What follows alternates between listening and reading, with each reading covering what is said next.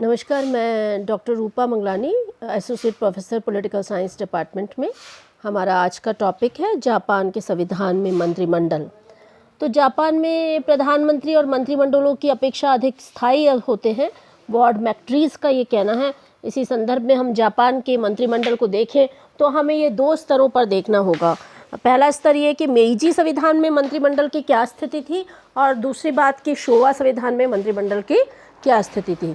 तो दोनों को ही अगर हम देखें तो मेइजी संविधान के अंतर्गत कैबिनेट और प्रधानमंत्री शब्द का कहीं भी प्रयोग ही नहीं किया गया था, और 1889 में इस संविधान मेइजी संविधान को लागू किए जाने के 4 साल पहले ही सम्राट ने एक अध्यादेश के अनुसार कैबिनेट की स्थापना की थी, और संविधान ने भी एक प्रकार से उसे मान्यता दी थी। तो जापान के मेइजी संविधान के अनुच्छेद 55 में केवल यही कहा गया था कि राज्य के विभिन्न मंत्री होंगे जो सम्राट को परामर्श देंगे और उसके लिए उत्तरदायी होंगे। तो मंत्रियों की नियुक्ति सम्राट के द्वारा की जाती थी और वो सम्राट के प्रति ही उत्तरदायी होते थे। इस प्रकार मेइजी संविधान के अंतर्गत कैबिनेट मुख्य प्रशासनिक संस्था नहीं थी, बल्कि कैबिनेट एक मंत्रणा देने वाली, परामर्श करने वाली संस्था या एक समिति मात्र थी।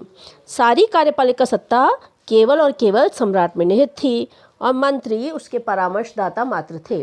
परामर्शदाता का मतलब है सलाहकार। तो हमने पिछले टॉपिक में मेइजी संविधान के तहत सम्राट की शक्तियों को देखा। हमने देखा कि सम्राट सर्वे सर्वा होता था।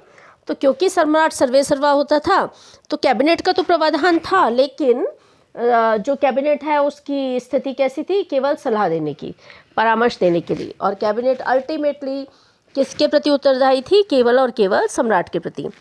अच्छा, दूसरी बात ये कि मेइजी संविधान में मंत्रियों के लिए डाइट का सदस्य, डाइट मतलब जापान की संसद, डाइट का सदस्य होना और डाइट के बहुमत दल से संबंधित होना ज़रूरी नहीं था, क्योंकि डाइट के प्रति उनका उत्तरदायित्व ही नहीं था। हम जानते हैं कि जापान की संसद को डाइट कहते हैं। तो मंत्रिमंडल का उत्तरदायित्व सम्राट के प्रति था और जापान की संसद यानी डाइट के प्रति नहीं था।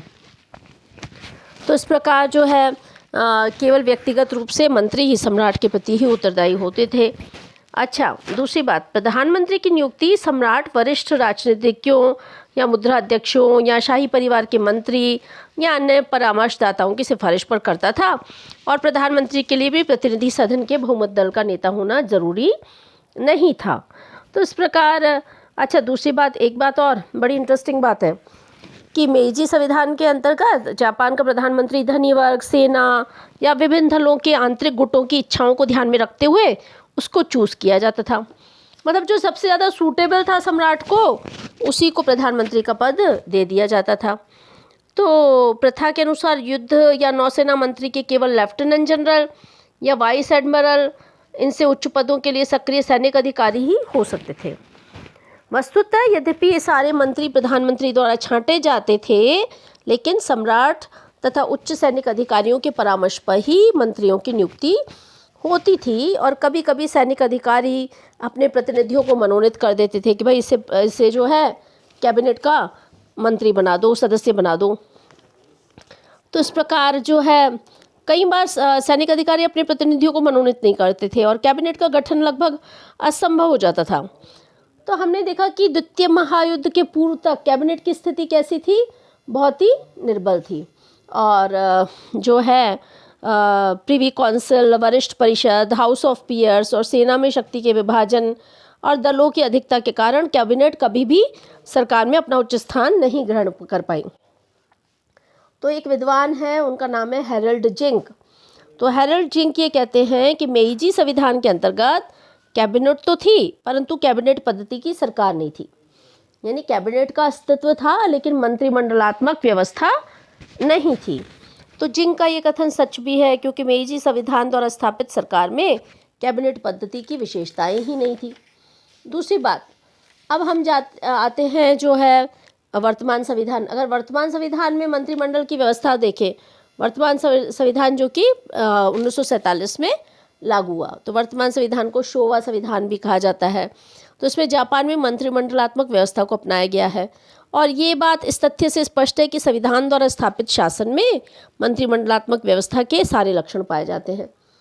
तो नए संविधान में जो मंत्रिमंडलात्मक लक्षण पाए जाते हैं उनको अगर हम देखें तो कौन कौन से। पहली बात, राज्य का अध्यक्ष जो है वो औपचारिक प्रधान नहीं है। हम जानते हैं कि कैबिनेट शासन व्यवस्था में राज्य का जो अध्यक्ष होगा वो औपचारिक प्रधान है। आप भारत का एग्जाम्पल देख सकते हैं। भारत में राज्य का प्रधान यानी राष्ट्रपति वो औपचारिक है, निर्वाचित है। असली शक्ति किसके पास है? प्रधानमंत्री और उसकी कैबिनेट में है। तो इसी तरह से जापान में भी मंत्रिमंडलात्मक पद्धति की इस विशेषता को अपनाया गया है। राज्य का अध्यक्ष मात्र औपचारिक प्रधान होता है, सम्राट की शक्तियाँ सीमित हैं और वो कैबिनेट की बैठकों में भाग भी नहीं लेता। जापान में भारत के राष्ट्रपति या ब्रिटेन के सम्राट की भांति ही एक औपचारिक अध्यक्ष है और प्रशासन के संचालन की वास्तविक शक्तियाँ उत्तरदायी मंत्रिमंडल में निहित है। सम्राट राज्य और लोगों की एकता का प्रतीक मात्र है। इसी तरह से दूसरी बात है, विधायिका और कार्यपालिका के बीच घनिष्ठ संबंध है। जापान में कैबिनेट ब्रिटिश प्रधानमंत्री के मंत्रिमंडल के समान ही डाइट का अभिन्न अंग है। तो जापान में कैबिनेट किसका अंग है? वहाँ की संसद, उसको क्या बोलते हैं? डाइट, उसका अभिन्न अंग है।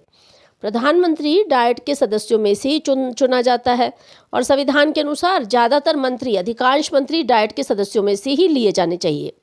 कैबिनेट डाइट के प्रति उत्तरदायी है और कैबिनेट तथा डाइट एक दूसरे के सहयोग से कानून निर्माण तथा प्रशासन संबंधी कार्य करते हैं। एक विचारक हुए हैं, उनका नाम है काहिन। तो काहिन ये कहते हैं कि जापान की वर्तमान कैबिनेट विधायिका से घनिष्ठ रूप से संबंधित है। और तीसरी बात, मंत्रिमंडल का सामूहिक उत्तरदायित्व, collective responsibility of the cabinet. इसे मंत्रिमंडलात्मक पद्धति का सबसे महत्वपूर्ण सिद्धांत कहा जाता है कि मंत्रिमंडल जो है वो सामूहिक रूप से उत्तरदायी हो, एक सबके लिए सब एक के लिए, इस सिद्धांत को कहा जाता है। तो मेइजी संविधान के अंतर्गत इस सिद्धांत की पूरी तरह से अवहेलना की गई थी। जो जापान का पुराना संविधान, जिसको मेइजी संविधान भी कहते हैं, उसमें तो इसकी अवहेलना की गई थी। लेकिन जो नया संविधान 1947 में जो लागू हुआ उसमें ये स्वीकार किया गया है। किसको स्वीकार किया गया है? मंत्रिमंडल के सामूहिक उत्तरदायित्व को स्वीकार किया गया। अच्छा, कहाँ है ये? जापान के नए संविधान के अनुच्छेद 66 में है। अनुच्छेद 66 क्या कहता है? कार्यपालिका शक्ति के प्रयोग में कैबिनेट डाइट के प्रति सामूहिक रूप से उत्तरदायी होगी। डाइट के द्वारा कैबिनेट पर प्रश्न, आलोचना करने और अविश्वास प्रस्ताव के माध्यम से नियंत्रण रखा जा सकता है। अच्छा, एक और महत्वपूर्ण जो विशेषता है वो है राजनीतिक सजातीयता। तो मंत्रिमंडल का एक पॉलिटिकल होमोजेनिटी एक बहुत महत्वपूर्ण होता है। अच्छा, ये होता क्या है? मंत्रिमंडल सामूहिक उत्तरदायित्व के सिद्धांत के अनुसार काम कर सके, इसके लिए मंत्रिमंडल में राजनीतिक सजातीयता आवश्यक होती है। राजनीतिक सजातीयता का तात्पर्य यह है कि सामान्यतः सारे मंत्री एक ही राजनीतिक दल से लिए जाएं, जिससे उनके राजनीतिक विचारों में समानता हो, गतिरोध नहीं हो, आपस में टकराव नहीं हो, सब मिलकर काम कर सके। इसलिए कोशिश की जाती है कि एक ही पॉलिटिकल पार्टी से मंत्रियों को लिया जाता है। तो जापान में सामान्यतः कैबिनेट का निर्माण एक ही राजनीतिक दल से होता है और इस प्रकार राजनीतिक सजातीयता के नियम का पालन किया जाता है। अच्छा, एक और विशेषता है, वो है प्रधानमंत्री का नेतृत्व। आमतौर पे कैबिनेट शासन प्रणाली में प्रधानमंत्री कैबिनेट का सर्वोच्च पदाधिकारी होता है, मुखिया होता है। और जो है क्योंकि वास्तविक कार्यपालिका कौन सी है? प्रधानमंत्री सहित कैबिनेट। तो प्रधानमंत्री का नेतृत्व मंत्रिमंडलात्मक प्रणाली में एक महत्वपूर्ण लक्षण है। तो जापान का नया संविधान, जिसे शोवा संविधान भी कहा जाता है, जो कि 1947 में लागू हुआ, उसमें प्रधानमंत्री को कैबिनेट का प्रधान कहा गया है। कैबिनेट राजनीतिक खिलाड़ियों की एक टीम के समान है जो प्रधानमंत्री के नेतृत्व में राजनीति का खेल खेलती है। इस प्रकार प्रधानमंत्री का नेतृत्व मंत्रिमंडलात्मक पद्धति का मुख्य लक्षण है। मेइजी संविधान के अंतर्गत प्रधानमंत्री की स्थिति सुदृढ़ नहीं थी। प्रधानमंत्री को ज़्यादा ताकत, ज़्यादा शक्तियाँ नहीं दी। सारी शक्तियाँ किसके पास थी? सम्राट के पास। लेकिन जो नया संविधान है, इसके अंतर्गत प्रधानमंत्री की स्थिति कैसी है? सुदृढ़ है।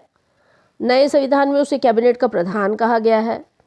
उससे कैबिनेट पर पूरा नियंत्रण है। सभी मंत्री व्यक्तिगत रूप से किसके प्रति उत्तरदायी है? प्रधानमंत्री के प्रति, सम्राट के प्रति नहीं। किसके प्रति उत्तरदायी है?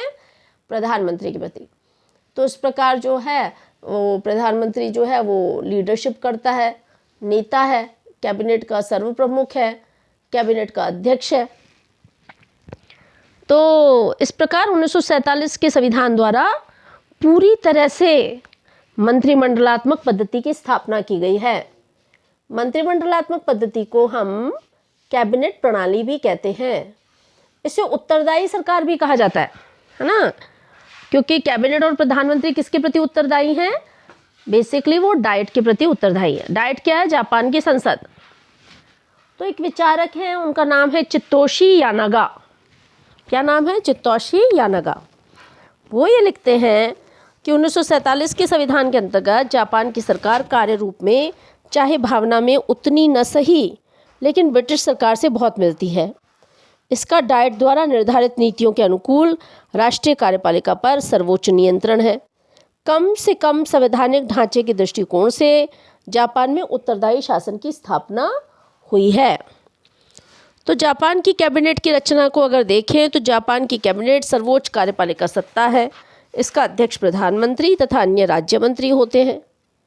संविधान के अनुच्छेद 67 में उल्लेखित है कि प्रधानमंत्री का मनोनयन डाइट के सदस्यों में से डाइट के एक प्रस्ताव द्वारा होगा। तो प्रधानमंत्री कौन होता है? डाइट का एक सदस्य। नियुक्ति कैसे होगी? डाइट के प्रस्ताव से होगा। प्रधानमंत्री का मनोनयन का ये काम डाइट के कब करती है? सबसे पहले करती है। संविधान की इस व्यवस्था से स्पष्ट है कि डाइट प्रधानमंत्री को अपने सदस्यों में से ही चुनती है और उसके द्वारा चुने गए व्यक्तियों को ही सम्राट प्रधानमंत्री के पद पर नियुक्त करेगा। तो सम्राट की विवेकाधीन अधिकार नहीं होता है कि किसको प्रधानमंत्री बनाए किसको नहीं। डाइट चुनेगी और प्रधानमंत्री उसे मनोनीत करेगा, नियुक्त करेगा। प्रधानमंत्री के मनोनयन के संबंध में यदि प्रतिनिधि सदन और सभासद सदन एक मत न हो तथा कानून द्वारा स्थापित दोनों सदनों की एक संयुक्त समिति के प्रयत्नों से भी सहमति प्राप्त न हो सके अथवा सभासद सदन प्रतिनिधि द्वारा नाम तय किए जाने के अंतर 10 दिन के अंदर अंदर कोई निर्णय न ले सके, इस समय अवकाश काल को छोड़ दिया जाता है, तो फिर प्रतिनिधि सदन का निश्चय ही डाइट का निर्णय माना जाएगा। तो इस प्रकार प्रतिनिधि सदन को जो है महत्वपूर्ण अधिकार, डाइट में भी प्रतिनिधि सदन को महत्वपूर्ण अधिकार दिए गए हैं।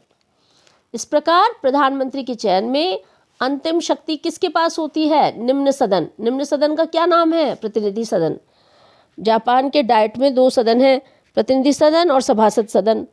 तो संविधान में ये व्यवस्था स्पष्ट है कि प्रधानमंत्री के चयन में सम्राट अपने स्वविवेक का प्रयोग नहीं कर सकता।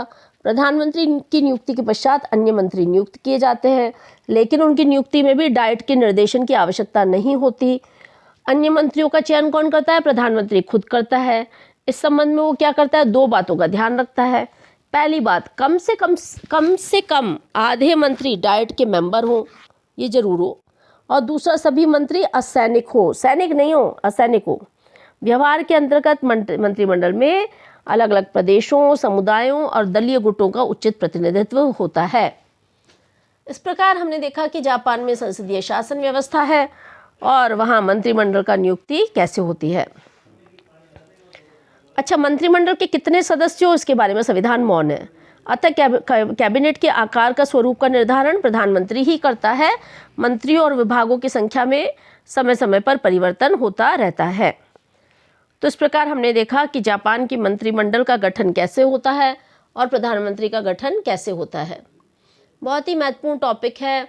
आप इसको पढ़ें और देखें कि पुराने संविधान में कैबिनेट की स्थिति क्या थी, नए संविधान में क्या थी, संसदीय शासन व्यवस्था के कौन कौन से तत्व हैं, मंत्रिमंडलात्मक प्रणाली कैसे अपनाई गई है, मंत्रियों का चयन कैसे करता है।